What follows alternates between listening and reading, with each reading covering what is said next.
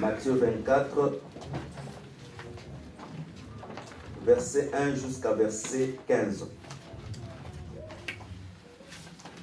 Matthieu 24, verset 1 jusqu'à verset 15. Comme Jésus s'en allait au sortir du temple, ses disciples s'approchèrent.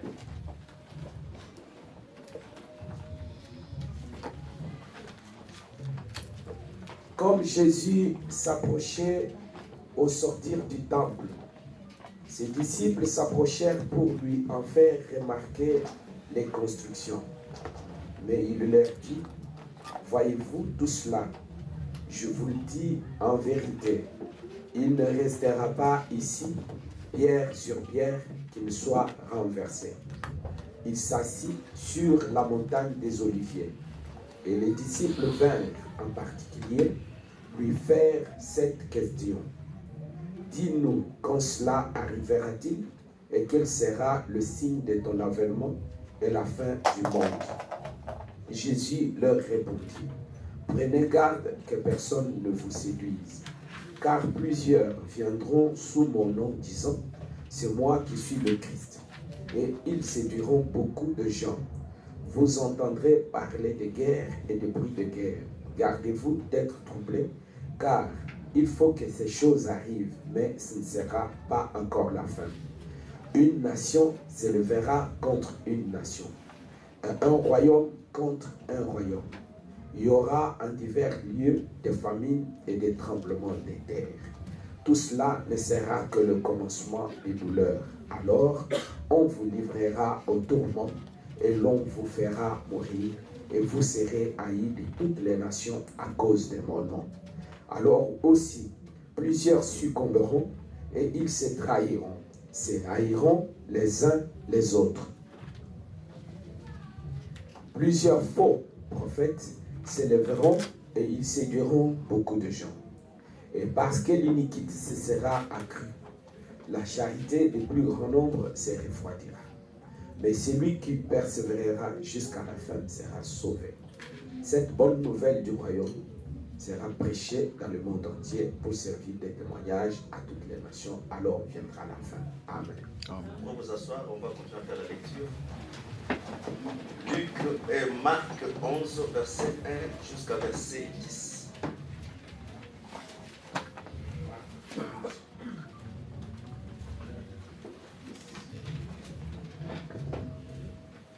Lorsqu'ils approchèrent de Jérusalem et qu'ils furent près de Bethphagée et de Béthanie, vers la montagne des Oliviers, Jésus envoya 2 de ses disciples en leur disant, allez au village qui est devant vous. Dès que vous y serez entrés, vous trouverez un ânon attaché, sur lequel aucun homme ne s'est encore assis. Détachez-le et amenez-le. Si quelqu'un vous dit, pourquoi faites-vous cela? Répondez, le Seigneur en a besoin. Et à l'instant, il le laissera venir ici. Les disciples étant allés, trouvèrent l'ânon attaché dehors près d'une porte, au contour du chemin, et ils les détachèrent. Quelques-uns de ceux qui étaient là leur dirent, que faites-vous? Pourquoi détachez-vous cet ânon?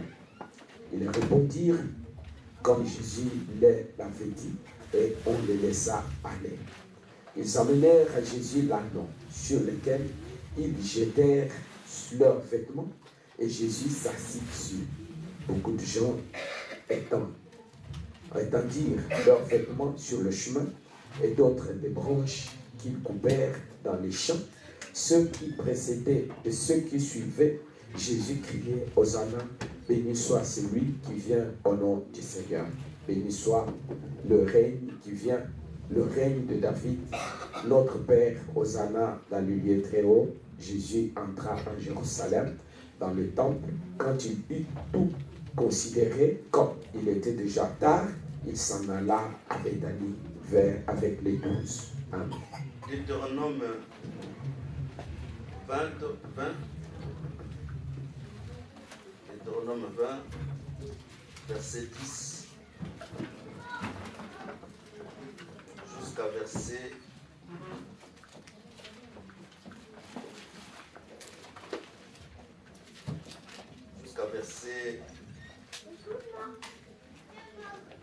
19. Quand tu t'approcheras d'une ville pour l'attaquer, tu lui offriras la paix. Si elle accepte la paix et t'ouvre ses portes, tout le peuple qui s'y trouvera te sera tributaire et asservi. Si elle n'accepte pas la paix avec toi et qu'elle veille de faire la guerre, alors tu l'assiégeras. Et après que l'Éternel ton Dieu l'aura livré entre tes mains, tu en feras passer tout le mal au fil de l'épée. Mais tu prendras pour toi les femmes, les enfants, les bétails, tout ce qui sera dans la ville, tout son butin, et tu mangeras les dépouilles de tes ennemis que l'Éternel ton Dieu t'aura livrés. C'est ainsi que tu agiras à l'égard de toutes les villes qui sont très éloignées de toi et qui ne font point partie des villes de ces nations. Mais dans les villes de ce peuple dont l'Éternel ton Dieu te donne le pays pour héritage, tu ne laisseras la vie à rien de ceux qui respirent, car tu dévoueras ce peuple par interdit, les Hétiens, les Amoréens, les Cananéens, les Phérésiens, les Hétiens, les Jébusiens, comme l'Éternel ton Dieu te l'a ordonné, afin qu'ils ne vous apprennent pas à imiter toutes les abominations qu'ils font pour leur Dieu et que vous ne péchiez point contre l'Éternel votre Dieu. Amen. Que le Seigneur bénisse la lecture de sa parole. Amen. Je crois bien nous allons commencer aujourd'hui de parler un peu sur l'avènement de notre Seigneur Jésus-Christ. Parce qu'il est très important que nous puissions nous situer dans les temps où nous sommes aujourd'hui. Parce que le temps est très très important. Par le temps, nous allons comprendre comment Dieu marche et où est-ce que nous allons et qu'est-ce que sera après la vie. Parce que tout humain a pris la chair, a un début, a aussi un fin. Donc nous avons la fin pour toutes les choses. La Bible, par l'esprit de la prophétie, parce que le bien-aimé Esaïe dit, ou bien le bien-aimé Jean dit, errez les gens qui lisent les livres de la prophétie. Il dit encore, errez les gens qui gardent les paroles de ce livre. Et en bas, il dit que celui qui s'essuie encore. Que celui qui se sanctifie encore. Parce que Dieu dit, je viens et je donne la rétribution à chacun de nous. C'est-à-dire, chacun de nous sur la terre, il va rendre compte de tous les temps qu'il a vécu sur la terre. Parce que l'autre fois, Dieu a créé la terre par sa parole. Et le bien-aimé Pierre dit, les gens se moqueront pour dire que quand est-ce que l'avènement du Seigneur sera arrivé. Et la Bible dit, les gens vont oublier que la terre et le ciel a été créé par la parole. C'est-à-dire dans le temps, nous voyons le mouvement de Dieu par rapport à Israël, et aussi Dieu a ouvert certaines vallées pour nous les nations afin que nous puissions accéder dans la grâce. Et après, Dieu retournera encore pour continuer à marcher avec le peuple qu'il a commencé avec eux. Le bien-aimé Esaïe dit, à ce qui concerne la prophétie, il dit, la révélation, ça c'est Esaïe 29 verset 11, il dit, la révélation, c'est un livre cacheté où on donne à celui qui ne sait pas lire pour lire. La personne dit, je ne peux pas lire parce que je ne sais pas lire. On prend la même livre, on donne aussi à celui qui sait lire. Pour lire, la personne dit, non, je ne peux pas lire parce qu'elle est cachée. C'est-à-dire, quand quelqu'un a la capacité de lire la parole, c'est quelqu'un qui a bénéficié d'une certaine grâce de Dieu. Parce que nous savons, depuis les temps anciens, Quand Dieu écrit, il est difficile qu'un humain puisse lire. Voilà pourquoi au temps de Daniel, la Bible dit ceci. Il y avait une main invisible qui a écrit sur le muraille, où même les gens qui savaient lire ne pouvaient pas lire. Est-ce qu'on se comprend? C'est-à-dire les choses de Dieu, ce n'est pas par l'intelligence humaine, ni par la sagesse des hommes, parce qu'au temps de Babylone, il y avait beaucoup de sages et il y avait beaucoup de gens qui pouvaient lire, qui connaissaient lire. Mais le jour que Dieu a écrit, personne ne pouvait lire. Jusqu'à ce qu'on puisse chercher celui qui avait la capacité de lire. Que le Seigneur bénisse. Voilà pourquoi nous disons chaque fois, la femme a dit ceci au roi, je crois bien Assuris, il a dit, Darius, a dit au temps de ton père, il y avait quelqu'un qui était en captif, qui avait l'esprit supérieur, parce que pour lire, il faut avoir l'esprit supérieur. Voilà pourquoi nous croyons, le ministère de la parole, c'est l'esprit supérieur. Alors, il y a au temps de ton père, il y avait quelqu'un qui était porte-lumière. C'est-à-dire celui qui peut avoir la capacité de lire, il doit être un porte-lumière. Parce que nous avons dit que l'homme de Dieu n'est pas une lumière. Même quand les gens lisent l'écriture de Paul pour dire que Paul était la lumière pour les nations, ça c'est par rapport à Paul physique, non. Ça c'est par rapport à l'esprit. Quand Christ est venu sur la terre, il a dit, je suis la lumière du monde. C'est-à-dire, tout ministre, la lumière c'est lui-même le Seigneur. C'est-à-dire, le ministre, il est que le porteur, parce que le chandelier c'est le porte-lumière. C'est-à-dire, Daniel était qu'un porte-lumière, il a porté la lumière et Daniel a lu l'écriture. En dehors de lire l'écriture, Daniel aussi a interprété l'écriture. Que le Seigneur bénisse. C'est par là, quand nous voulons parler du temps de la fin, le temps de la fin, c'est le temps où Dieu a donné la capacité aux prophètes de lire et d'interpréter. Parce que quand on voit seulement l'interprétation de la parole de Dieu, nous comprenons que nous sommes au temps de la fin. Parce que le jour que Daniel a lu cette écriture, c'était la fin du royaume de Babylone. C'est-à-dire à chaque fois quand Dieu écrit et que les gens lisent et que tu vois quelqu'un interpréter, c'est-à-dire c'est la fin du temps. Voilà pourquoi nous croyons que le jour que les pierres ont commencé à interpréter la pensée de Dieu, c'était pour expliquer que nous sommes déjà au temps de la fin. Que le Seigneur bénisse. Voilà pourquoi quand la Bible dit que celui qui se suit Jacob, nous comprenons ceci dans la Bible. Celui qui vit dans l'impudicité, dans le mensonge, celui qui ne vit pas une vie correcte par rapport à la parole de Dieu, quel que soit, il est ici au milieu ensemble avec nous, mais qu'il sache que sa place est à l'enfer. Parce que quand on écoute la parole et qu'on ne met pas en pratique, la parole elle-même que nous écoutons, c'est déjà un jugement pour nous. Ok.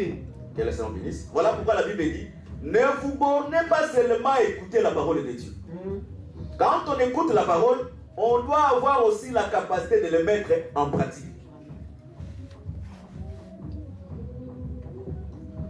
Mais nous ne nous limitons pas seulement au péché dans les dimensions de l'impudicité, des mensonges et de cupidité, d'idolâtrie. Mais nous comprenons aussi, le bien-aimé Pierre dit ceci, les gens qui ne comprennent pas les lettres de Paul, qui tordent le sens des Écritures pour leur propre ruine.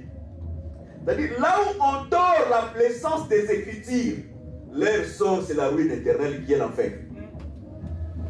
Que le Seigneur bénisse. Voilà pourquoi nous, dans l'Évangile, nous veillons à l'enseignement. Et nous veillons au comportement des gens qui est aussi très important.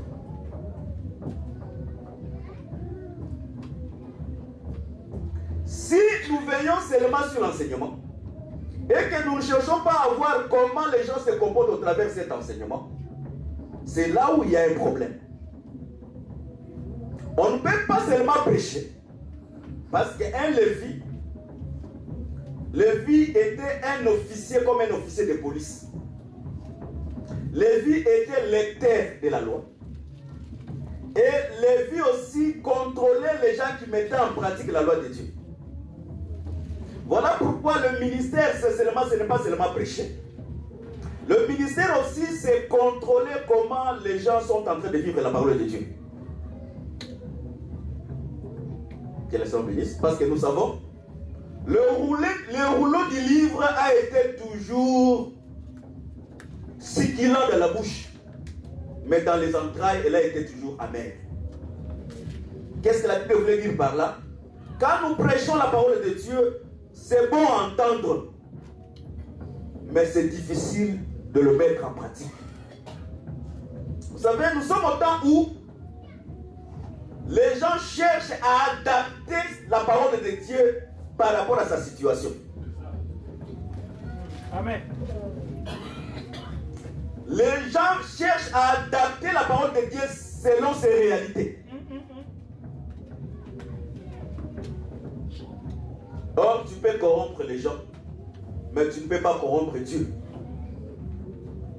Que le Seigneur bénisse. Un jour, Jésus était sur le montagne des Oliviers. Quand il est descendu, pendant que les Juifs regardaient les temples, la posture était très belle, et il faisait voir à Jésus les temples et sa beauté. Jésus a dit, cet temple ne restera pas pierre sur pierre. Et ils ont posé à Jésus, ça c'est Luc qui dit, Luc je crois bien 21, il dit, quand arrivera-t-il et quel sera le site de ton avènement?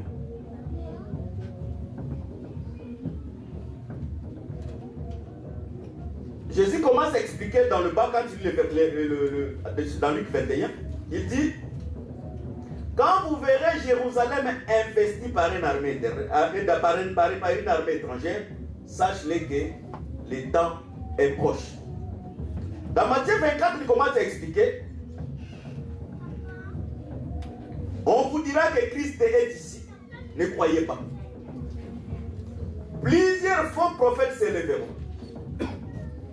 La charité, l'iniquité va croître, et au travers de la croissance de l'iniquité, la charité de plusieurs refroidira. Il dit, vous verrez la désolation s'établir dans les lieux saints.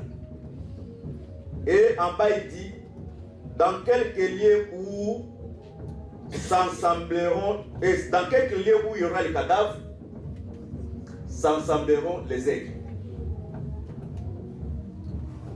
Et en bas, il commence maintenant à expliquer son avènement. Il dit, ce qui arriva au temps de Noé, où les gens étaient tranquilles, les gens se mariaient qui n'étaient pas mauvais, les gens travaillaient comme les gens travaillent aujourd'hui, ce n'était pas mauvais, les gens buvaient, les gens faisaient des fêtes, ce n'était pas mauvais, mais Dieu, dans sa souveraineté, il avait déjà résolu la fin de toutes choses qui étaient les délices. Il dit, ce qui arriva au temps de Noé, arrivera aussi à l'avènement des fils de l'homme. Il avance encore, il dit, ce qui arriva aussi au temps de Lot, les gens construisaient des maisons, les gens faisaient des projets comme aussi nous faisons tous les projets dans l'église. Des grands projets, je vais faire ceci pour mes enfants, je vais faire cela, et je vais faire ceci. Les gens faisaient des grands projets, mais qui n'étaient pas mauvais. Mais Dieu avait déjà résolu la fin de Sodome et Gomorrhe. C'est-à-dire, Dieu prend ces exemples pour répéter ce qui s'est passé. Parce que la prophétie, Dieu ne prend que les choses passées pour les ramener dans le présent. Que le Seigneur bénisse. Il dit, cet temple ne restera pas pierre sur pierre. Jésus dit encore dans Jean 2, détruisez ce temple et je le rebâtirai dans 3 jours. La Bible dit dans Marc, là où nous venons de lire, quand il entrait en Jérusalem, les gens avaient le palme à la main. Et quand il est arrivé à Jérusalem, Jésus commence à pleurer. J'ai oublié de lire une écriture, on va les lire, je crois bien. Je préfère qu'on les lise maintenant.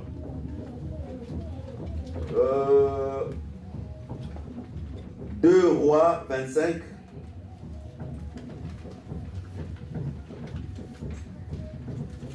2 Rois 25.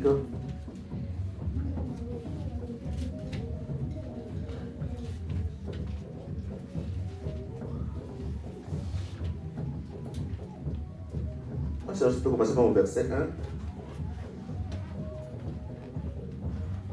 2 Rois chapitre 25, à partir du premier verset, nous lisons au nom de Jésus-Christ. La 9e année du règne de Sédécias, le 10e jour du 10e mois, Nebuchadnezzar, roi de Babylone, vint avec toute son armée contre Jérusalem. Il campa devant elle et éleva des retranchements tout autour.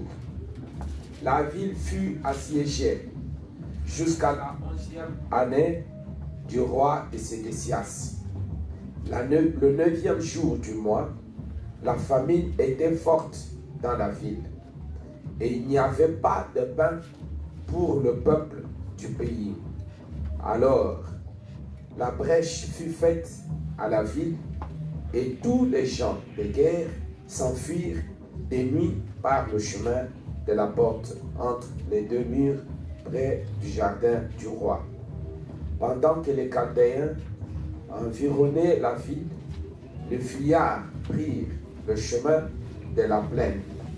Mais l'armée des Chaldéens poursuivit le roi et l'atteignirent dans la plaine de Jéricho. Et toute son armée se dispersa loin de lui. Ils saisirent le roi et le firent monter vers le roi de Babylone à Ribla. Et l'on prononça contre lui une sentence. Les fils de Sédécias furent égorgés en sa présence, puis on creva les yeux de Sédécias, on les lia avec des chaînes d'airain et on le mena à Babylone.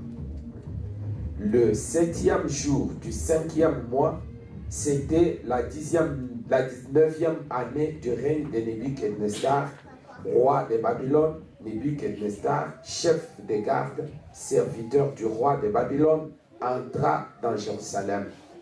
Il brûla la maison de l'Éternel, la maison du roi et toutes les maisons de Jérusalem. Il livra au feu toutes les maisons de quelque importance. Toute l'armée des Chaldéens qui était avec le chef de garde démolit les murailles formant l'enceinte de Jérusalem. Nebuzaradan, chef de garde, amena captifs ceux du peuple qui étaient demeurés dans la ville, ceux qui s'étaient rendus au roi de Babylone et les restes de la multitude. Cependant, le chef de garde laissa comme vignerons et comme laboureurs quelques-uns des plus pauvres du pays. Les Chaldéens brisèrent les colonnes d'airain qui étaient dans la maison de l'Éternel, les bas, la mer d'airain qui était dans la maison de l'Éternel, et ils emportèrent les reins à Babylone. Ils prirent les cendriers, les pelles, les couteaux, les tasses et tous les ustensiles d'airain avec lesquels on faisait le service. Le chef de garde prit encore les brasiers et les coupes, ce qui était d'or et ce qui était d'argent. Amen. Que le Seigneur bénisse avec sa parole. Amen. La Bible dit, pendant que Jésus entrait à Jérusalem et que les gens acclamaient avec le palme à la main, Jésus regarda Jérusalem et Jésus pleura. Et quelque part dans la Bible dit, Jésus dit, Jérusalem, Jérusalem, toi qui tues le prophète. Ces choses qui concernaient ta paix étaient cachées pour toi. Maintenant, tu seras détruit et ta maison restera déserte. Mais pourquoi Jésus-Christ a pleuré? Premièrement, parce que les temples quand Salomon a édifié les temples, Salomon a lié toute la vie du peuple dans le temple.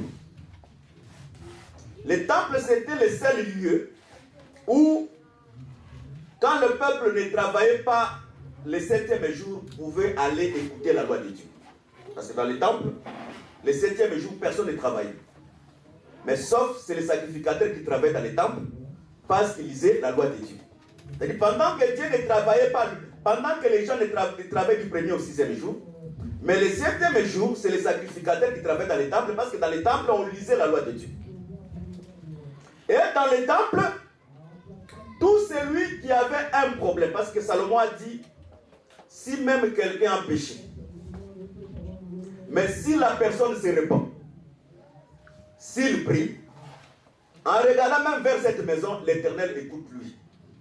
Même si le ciel est fermé, si la personne se répand, le Seigneur écoute lui et accorde lui ce qu'il va demander. C'est-à-dire, détruire les temples, premièrement, c'est détruire les cultes. Or, quand les cultes est détruit, la vie charnelle de l'Israël aussi est détruite. Les temples, c'était les lieux où Dieu habitait. C'est-à-dire, les temples, c'était l'habitation de Dieu. Premièrement, sur le plan de la connaissance, les briques qu'on a construites, le temple représentait le peuple d'Israël. C'est-à-dire que chaque peuple était une brique dans l'édifice de Dieu. De même aujourd'hui, nous comme étant l'église, chacun de nous c'est une pierre dans l'édifice de Dieu. Dieu habitait dans les temples. Mais Christ dit, détruisez ces temples et je les rebâtirai dans 3 jours. Par la révélation, la Bible dit, Jésus parlait de son corps. C'est-à-dire le corps de Jésus était égal au temple. C'est-à-dire si on détruit ces corps, dans 3 jours, il va les rebâtir. C'est-à-dire sur le plan prophétique, Jésus parlait de la maison d'Israël qui sera détruite. Et le 3e jour, il va rétablir le peuple que lui-même avait détruit. Voilà pourquoi nous avons dit, Dieu, dans l'esprit de la révélation, Dieu accomplit maintenant des écritures dans la Bible. Parce que la Bible dit, la femme insensée, c'est celui qui détruit la maison qu'il a bâtie. Mais la femme sage, c'est celui qui bâtit sa maison. C'est-à-dire, Dieu a un rapport avec l'Israël. Dieu s'est fait, Christ s'est fait la femme insensée. La maison lui-même qu'il a construite, c'est lui-même aussi qu'il a détruit sa propre maison. Est-ce qu'on se comprend? Ne prends pas Dieu l'insensé comme l'insensé charnel, là tu vas aller à l'enfer. Parce que toutes les écritures vraiment devaient s'accomplir dans le corps de Christ.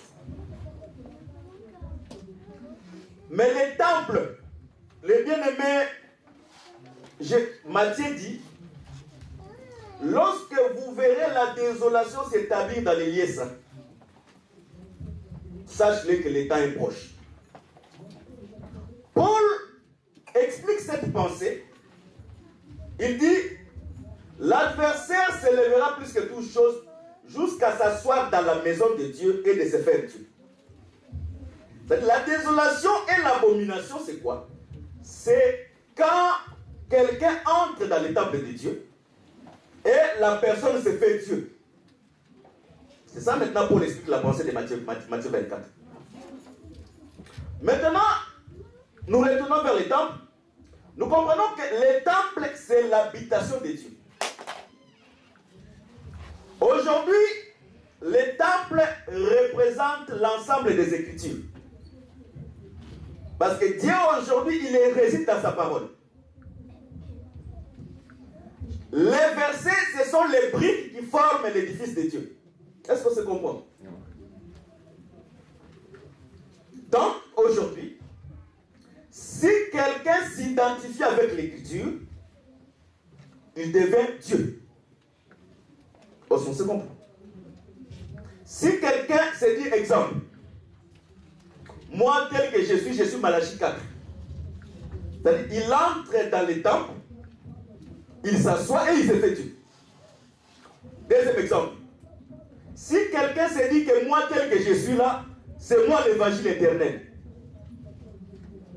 C'est-à-dire, la personne, il entre dans les temples parce que toutes les écritures, quand le Seigneur était venu, il a dit que les écritures parlaient que de moi. C'est-à-dire, si nous contrôlons les écritures, nous devons trouver que les écritures parlent que d'une seule personne. Maintenant, si toi tu viens comme étant un humain pour dire que c'est moi qui ai Malachie 4, c'est moi qui ai l'évangile éternel, ou c'est moi encore qui ai l'évangile de Christ, nous comprenons que tu t'es fait Dieu. Et quand tu t'es fait Dieu, c'est ce que nous appelons la désolation et l'abomination s'établit dans les lieux saints. Et c'est cela qui va refroidir la foi des chrétiens. Et il y aura la croissance de l'iniquité. Parce qu'il y a une différence entre l'iniquité et le péché. Quand tu voles, tu commets une iniquité. Mais le péché, mais l'iniquité c'est quoi? Jésus dit dans Matthieu 7, je crois bien, il dit: n'avons-nous pas prêché à ton nom? N'avons-nous pas prophétisé à ton nom? N'avons-nous pas fait les miracles à ton nom? Il dit: loin de moi, vous êtes les serviteurs de l'iniquité. C'est-à-dire, tu peux faire les miracles, tu peux prophétiser, mais en étant un serviteur de l'iniquité. Les serviteurs de l'iniquité, c'est qui encore? Les serviteurs de l'iniquité, c'est celui qui marche avec une double balance. Il n'a pas une juste mesure de la parole, qui n'est pas constant dans l'enseignement. Parce que quand on tord les sens des Écritures, c'est ça aussi l'iniquité. Tu n'as pas le juste balance de la parole. Voilà pourquoi en Israël, même quand la manne tombait en grande quantité, avant qu'un Israélite puisse manger, il doit prendre l'unité de mesure pour mettre la manne. Quand tu mets la manne dans l'unité de mesure, c'est à ce moment qu'il peut prendre la manne et mettre dans sa bouche. Je m'explique parce que peut-être vous n'avez jamais lu cette écriture. Quand la manne tombait, tout Israélite avait une mesure de 1 homère chez lui. Et quand il ramassait la manne, pour manger, il devait mettre premièrement dans l'unité de mesure de 1 homère, le mesurer, et après avoir mesuré, c'est là où il peut manger. C'est pour dire qu'un véritable enfant de Dieu, même quand s'il écoute l'abondance de la parole, mais avant de mettre la foi dans cette parole, il doit premièrement faire comme le peuple de Béré. Parce que le peuple de Béré, après avoir écouté la parole de Dieu, ils examinaient les Écritures. Nous sommes au temps où les gens sont incapables d'examiner les Écritures. Et quand on n'examine pas les Écritures, c'est là où il y a le dérapage dans nos évangiles. Que le Seigneur bénisse. Quand nous dénonçons pas seulement les gens de l'extérieur, mais nous dénonçons aussi les gens de l'intérieur. Nous croyons, je parle vraiment de l'intérieur, nous croyons dans cet évangile, il y a le Père dans l'évangile. Dans l'évangile éternel, il y a le Père. Mais le Père de l'évangile éternel, c'est Dieu lui-même. Parce qu'il est écrit: n'appelez personne sur la terre Père, parce que vous n'avez qu'un seul Père dans le ciel.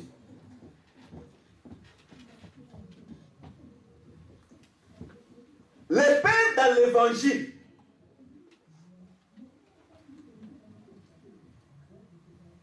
il est Père quand il remplit toutes les conditions du Père. Vous savez, je ne parlais pas je ne vais pas parler seulement de l'évangile, je vais prendre aussi, parce qu'il y a une autre branche qui sort aujourd'hui, qui est encore l'évangile de Christ. On va encore aller jusque-là. Nous avons mal compris la définition du Père dans l'évangile. Premièrement, pourquoi? Le Père de la chair, la paternité charnelle, est différent du Père de la foi. Le Père dans la chair, nous avons hérité au moyen du sang. Mais le Père dans la foi, c'est en communion avec la fraternité. Or, la fraternité, c'est tout autour de la parole de Jésus. Amen. Les centeniers disent à Jésus: J'ai des gens qui me donnent des ordres et je les quitte. Et moi aussi, j'ai des inférieurs, quand je leur donne des ordres, ils les quittent. C'est-à-dire, pour que les centeniers donnent l'ordre à ceux qui sont inférieurs à lui, lui, premièrement, il doit commencer à exécuter l'ordre du supérieur. Quel est son ministre?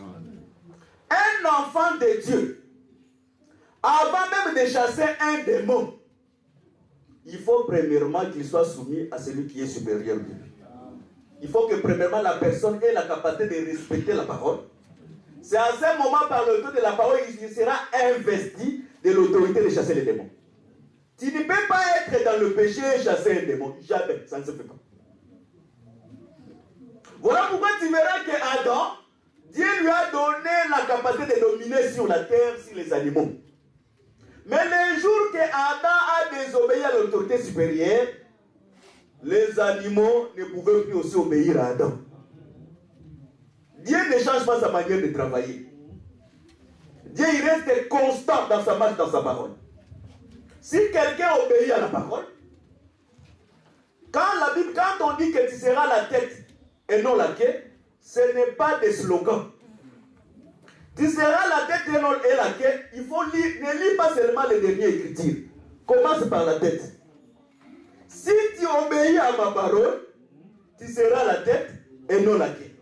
Mais quand tu n'obéis pas, c'est le contraire. Tu seras la queue et les autres seront la tête. Même si tu pries, l'écriture dit, je suis la tête et non la queue. Comme tu n'obéis pas, tu es la queue. Dieu ne change pas. Quel est son ministre? C'est-à-dire, quand on parle de Père dans l'évangile éternel, beaucoup que nous appelons Père, ce sont le Père par rapport à l'enseignement, non par rapport à la foi. Amen. Parce que la foi, Paul, quand il conseille Timothée, Paul dit ceci à Timothée: Timothée, mon fils dans la foi, tu connais ma conduite, tu connais ma constance, tu connais mes résolutions, tu connais ma patience et ma douceur. C'est-à-dire, quand on est père, le père dans la foi doit, dans la conduite, il doit être égal au fils. On ne peut pas être père seulement par rapport à l'enseignement. Non. Si Paul avait dit seulement l'enseignement, on dirait qu'on devait appeler tout le monde père. Mais Paul, pour parler du père, Paul commence à expliquer: Timothée, mon fils, tu connais ma conduite. C'est-à-dire, le fils et le père dans l'évangile, dans la foi, il doit avoir la même conduite. Le père aussi doit être constant dans son identité. Tu ne peux pas être ici, tu es païen. Ici, tu es chrétien. Le mariage entre le fer et l'argile, le fer comme étant la sainteté, l'argile comme étant la vie du péché, ça ne tiendra jamais jusqu'à ce que la pierre qui sera détachée par les secours d'aucune main va terrasser les statues. Celui qui a des natures, il est à la fois païen et il est à la fois chrétien, il n'ira nulle part dans les choses de Dieu. Même dans la vie normale comme ça, il n'ira pas loin. Quel est son bénéfice? Ça dit, quand on est père, on doit être constant dans le comportement.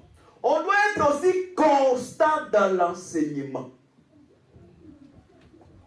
On ne peut pas, aujourd'hui on prêche comme ça, demain on change, on prêche d'une autre façon, et après demain, non, le père doit être constant de tout ce qu'il est en train de prêcher. Nous avons encore une autre branche qui est sortie, l'évangile de Christ. Les gens croient qu'il y a plusieurs évangiles. Il y en a d'autres branches où nous, l'évangile, nous la sainte doctrine. Non, Paul était prudent. Paul avait, si tu es inscrit, dans l'état où nous sommes, personne ne peut être inspiré plus que Paul. Parce que Paul a été ravi en esprit dans le 3e ciel. Il a vu des choses que nous n'avons jamais vues. Paul avait vu cet esprit qui se trouve aujourd'hui avant que nous puissions venir.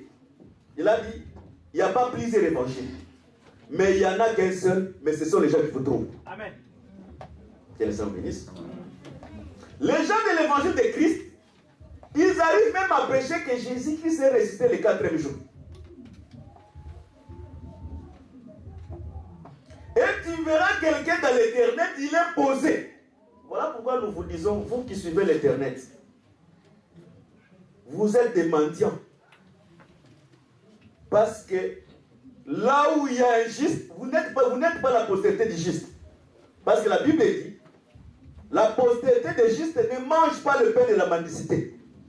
Parce que là où il y a le juste, il y a l'abondance du pain. Mais si tu es mendiant, aujourd'hui tu es dans l'Éternel, demain tu es là-bas, donc tu n'as pas la stabilité, tu n'as pas la constante dans ta marche de la foi. Et tu vas faire les démonstrations. Les 4e jour, tu vas faire, mais la Bible dit l'écriture ne peut pas être anéantie. 1 Corinthiens 15, verset 3-4 dit, Jésus-Christ est mort et il est ressuscité le 3e jour selon les Écritures.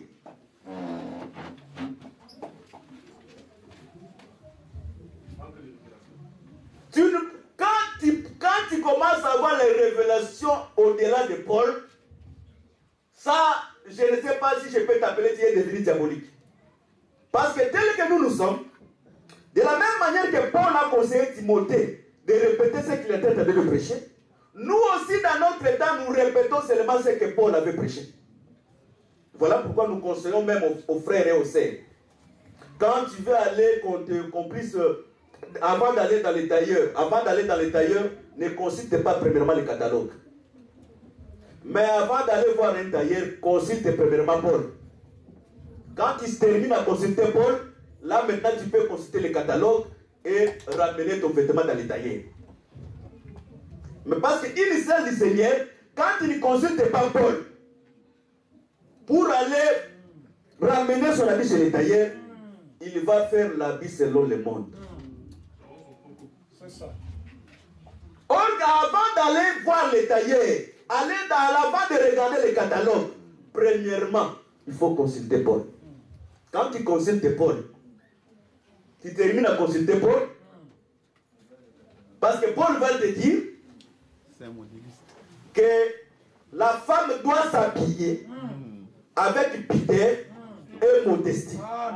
C'est à ce moment que tu peux maintenant consulter le catalogue pour dire que ces vêtements ici, est-ce qu'il y a la pudeur et il y a la modestie? Merci. Avant de chanter, il faut consulter Paul. Parce que quand on chante les erreurs, c'est l'enfer. C'est la ruine qui t'entend. Quand on chante des erreurs, c'est l'enfer. Quand tu pries dans les erreurs, si tu n'as pas d'ignorance, c'est aussi l'enfer. Amen. Ça, c'est vrai. Amen. Amen. Merci. Voilà pourquoi tout ce que nous devons faire en acte et en parole, ça doit être vérifié par rapport à la parole de Dieu. Amen. Il dit Amen. Quel est ce bénisse? Vous savez, il y a certaines choses qui paraissent difficiles, mais les Écritures ne peuvent pas être anéanties. Si tu rates l'éducation de Paul, l'éducation de Pierre, l'éducation des apôtres,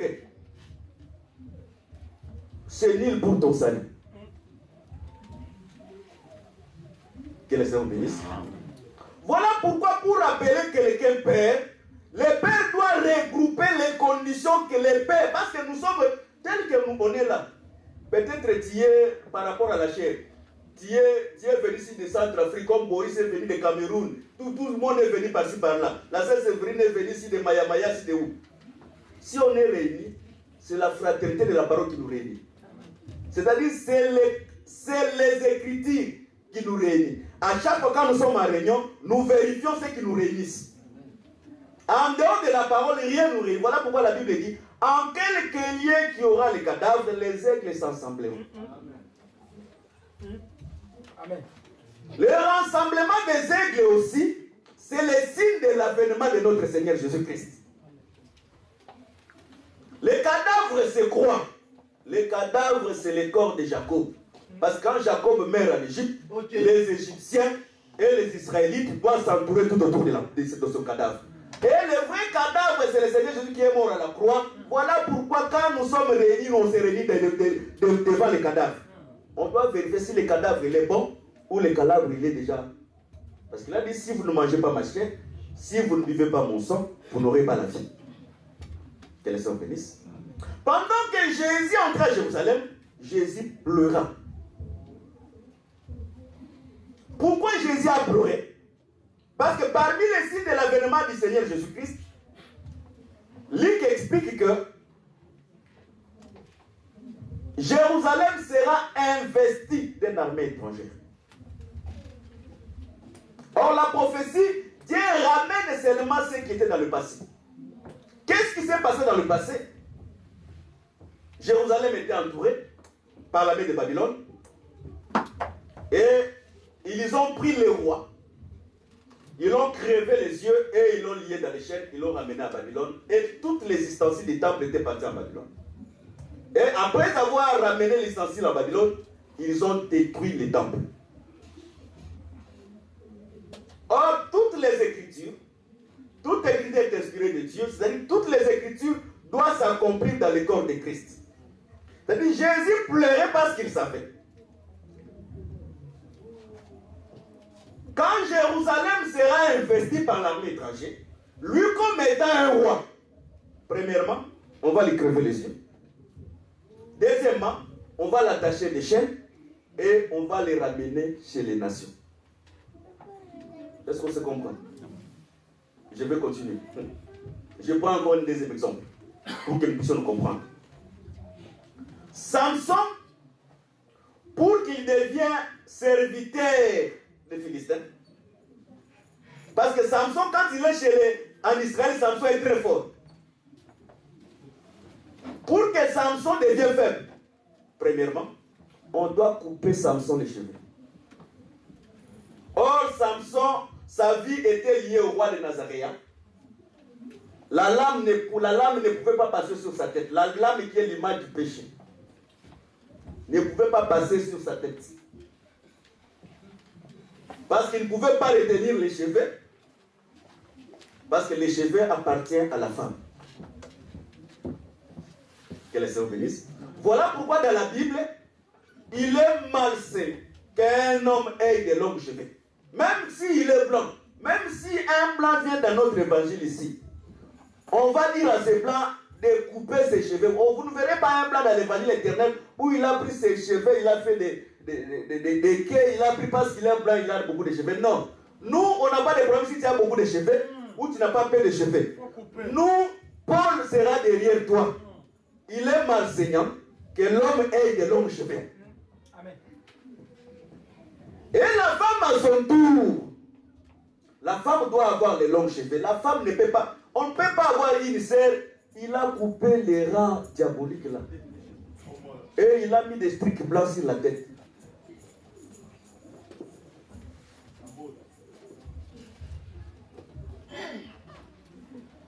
Que le Seigneur bénisse. La tête de la sœur aussi dans l'église. La tête de la sœur doit être voilée. Amen. On va un peu avancer un peu sur ce point. Quand on parle du voile, les gens qui ne comprennent pas les Écritures disent que la chevelure de la femme c'est une voile. La chevelure là c'est une voile. Alors maintenant, parce que pour condamner un citoyen romain, il faut prendre 2 ou 3 témoignages. 2 ou 3 témoins. Prenons un autre témoin. La Bible dit, la tsunami, dans le cantique des cantiques, pendant que la femme s'est déjà déshabillée, était sous les lits, le mari est venu. Il a sonné la porte. Quand il a sonné la porte, afin que la femme puisse sortir, la femme dit, je me suis déjà couché et j'ai déjà enlevé ma voile. Est-ce que la voile que la femme, quand elle était couchée, elle avait enlevée, c'était les cheveux ou bien c'était la perruque ou encore c'était quoi? Parce que les cheveux, quand il enlève, c'est pas en même temps que là, il faut que l'école avec l'école pour le remettre.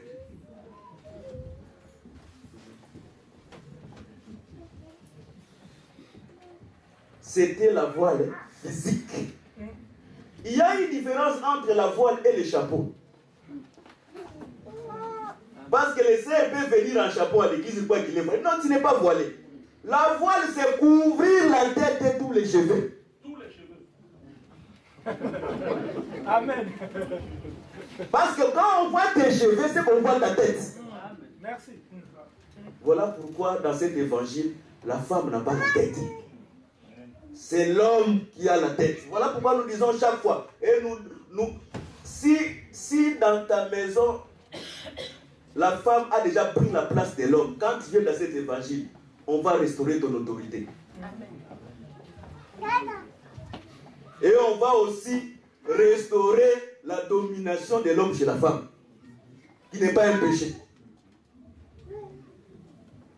Là où il y a l'homme et la femme, avant que la femme parle, il faut que son mari lui donne l'autorisation de parler. Amen. Ok. Amen. Ok. Amen. On ne peut pas être dans la maison, l'homme n'a pas encore commencé à parler. Toi déjà, tu as déjà mis le mot, c'est diabolique. Amen. Amen. Il y a même des frères, des inféminés, au lieu de parler, non, moi je ne parle pas, c'est ma femme qui parle à ma place. Non, non, non, non, non.